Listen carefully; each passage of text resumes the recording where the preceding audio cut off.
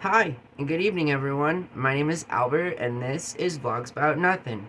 Thank you very much for taking the time out of your very busy Saturday night to join me. I really do appreciate it.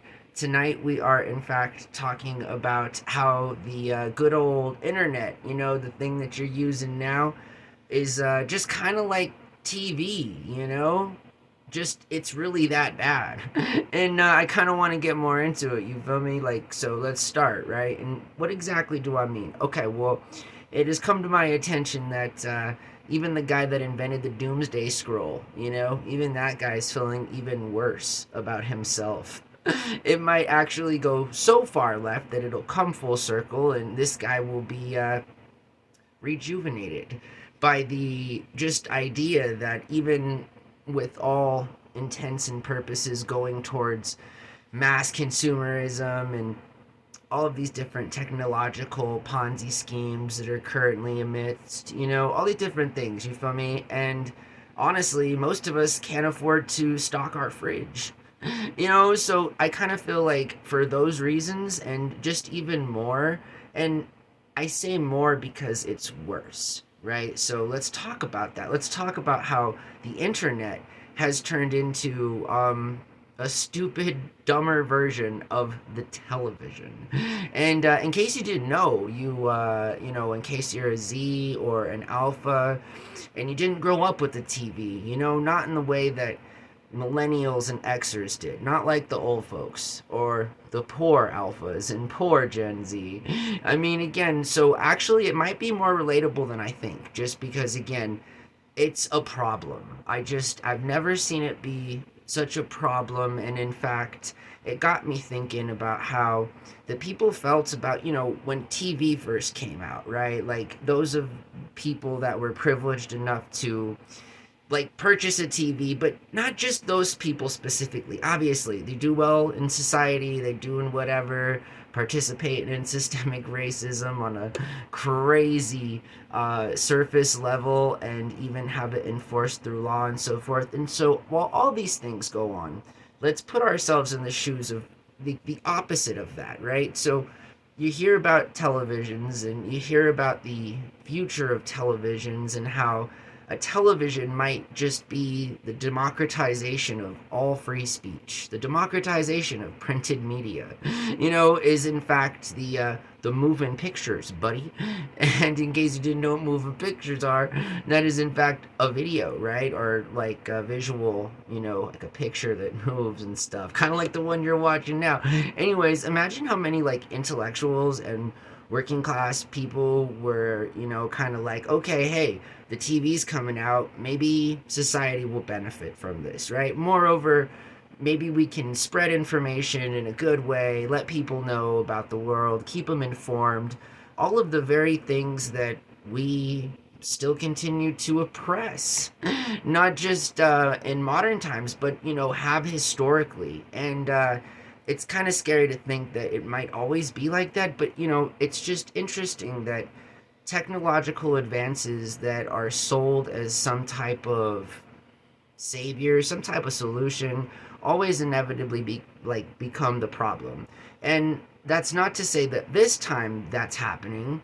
I mean, there are shady characters who, are trying to make that happen, but um I feel like the internet's a little bit different in that developing intelligence and large model based languages and things like this. And I just, it's a little bit different because at least there is some intrinsic value in figuring some of these things out and collaborating with what I have always said, sentient AI in the future and all these different things.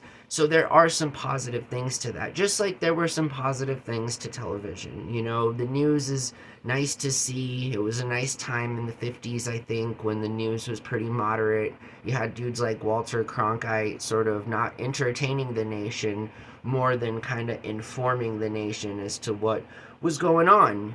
It wasn't sensationalized. It wasn't dramatized. It wasn't none of that. You feel me? Like it was just what it was, and a lot of people during that time really respected that. Again, it was an interesting time, and then it turned into something that again, if you don't know, you don't know, but like your MTVs, all of the different kinds of medias, the 24-hour news networks, SpongeBob SquarePants. You might be more familiar with networks like Nickelodeon, which were also owned by the people who owned MTV. I'm not sure about now, but so these are kind of the things that have happened, right, since the TV came out, and now the internet is mass consumable in a way that, again, I would say is not good, right? I mean, smartphones have been around for 26 years. I've had a smartphone for 25 years, a real functioning, fully capable, internet driven smart device.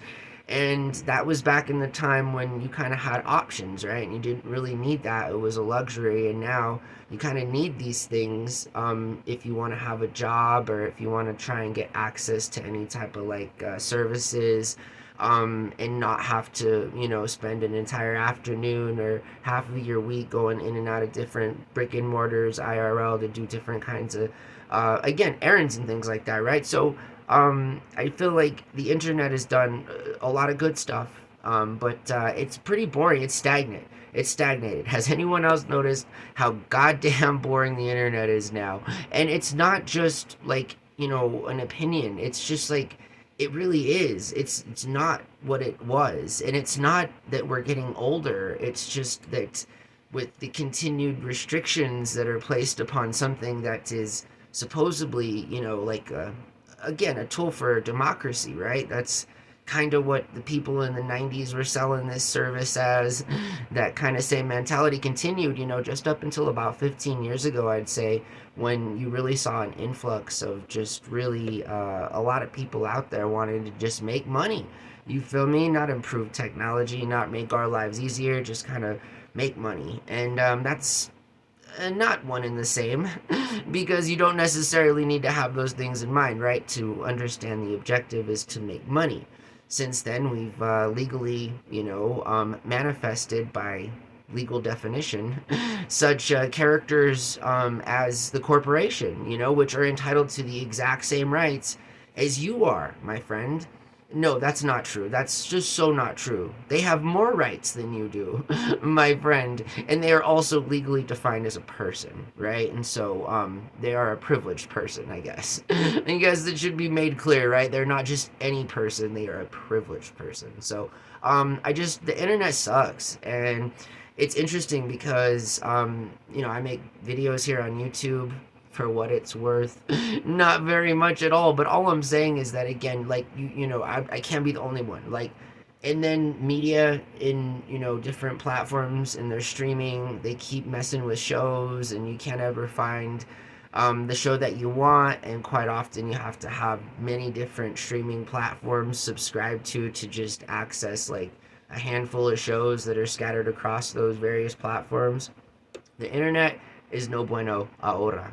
The internet is no good right now. And again, it's weird, right? Because it should, right now we could be doing things like China is doing. And no, I'm not talking about the social credit sort of system that they got. That's real cringe at best, and just straight up oppressive at the absolute truth of what's going on, right? But no, I'm talking about things like streamlined, like fast internet, right? Like that's one of the things that I'd like to borrow from China that they have at the cost of millions of different impoverished, low income people. I'd never mind. I'm not gonna get started on China, but I'm just saying, you hear that they have really like fast Wi-Fi, right? So that'd be kind of nice.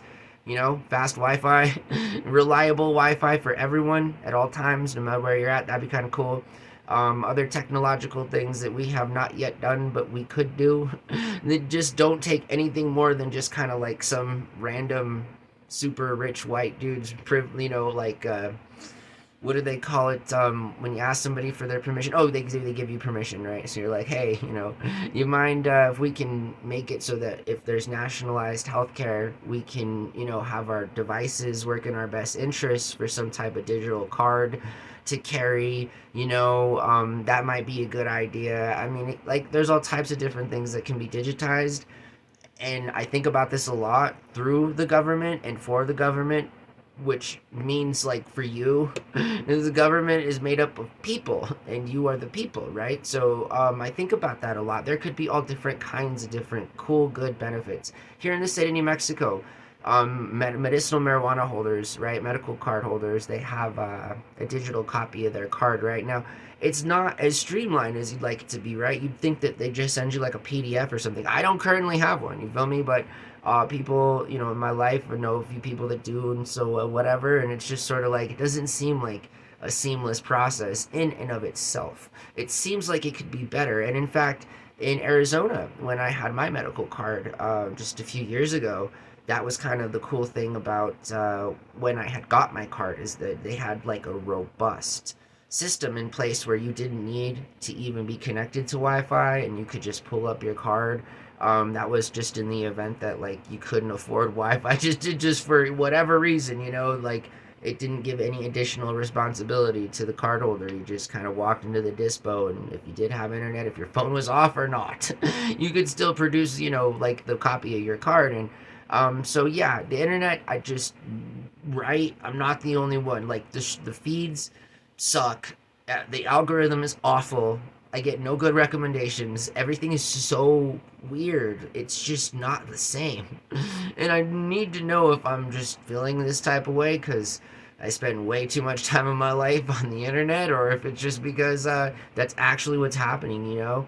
So, anyways, it's like, dudes, people use Snapchat still. Can you believe that? And like, Snapchat makes $0 for the record. I mean, boomers and weird Xers continue to use like Twitter as some kind of battleground for, it's like watching a really cringe episode of one of those daytime sitcoms, that you watch with your grandma in the 90s, if you are in fact an aging cool millennial, right? Because that's what I'd like to think of myself as, but it doesn't matter because I think the complete opposite. And now I'm getting out of character. So, hey, I really appreciate it. I hope you guys have a really good night.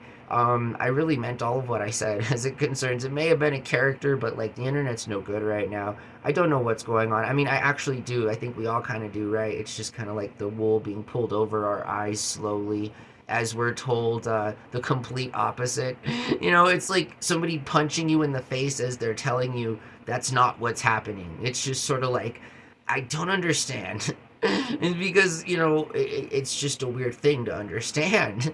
And so, yeah, that's all that I got going on. And it's just, the internet was such like a fun place 10 years ago. You feel me? You could subscribe to Netflix and like keep yourself busy for a half year. And now, it's not like that, you can't even rewatch episodes of good shows from the past that were originally on the stream service and that had even been created and were debuted on the stream service, So like, yeah, I'm a little upset that I'm old enough to know that the internet used to be a cool place, and it really did, like, I'm not joking. I found use in my life every single day, just by being able to be on the internet and engage with my friends and talk and stuff, and now it's just a bunch of feed on different types of people that have way better lives than I do.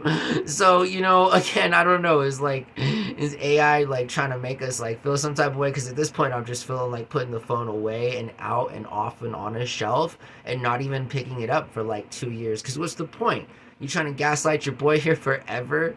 Are you trying to subtly remind me that it's not just me, right? That like all of us are just, we're not good enough, It's just, we've done something wrong. It's our fault. It's your fault. What are you doing? What's wrong with you? I don't know. I don't know what's wrong with me either. I guess things are wrong though. So apparently that's what I hear. Did you guys hear my roommate sneeze? Oh my God, we have a small apartment. Yeah, I'd say bless you, but my roommate and I got, he does not identify in the kind of way that I do. So I really respect that. And so I say that because we watch Seinfeld a lot, right? And they also had the same, dilemma. And the solution then was to say, instead of saying bless you, why don't you say like you're so good looking? And well, We don't say that because it's kind of weird. We're two straight dudes living together, so it's like, maybe in humor and in fun, it sometimes say that. Anyways, suffice it to say, I say things like salud, which is, just like a salutation, since what it means in Spanish. Also, kind of what it loosely interprets to in English, but it's not like saying, I don't know, how would you say God bless you in Spanish? Somebody taught me that like recently, and the exact way, but I completely forgot. So, yeah. Hope that you guys have a really good night. Thank you for watching my show. I seriously really appreciate it, alright? If you're not already a subscriber, smash the subscribe button. I really appreciate it. I'm gonna try and find things to do with my life right now. I'm looking for my coffee. Anyways, have a really good night, alright? Bye, everyone.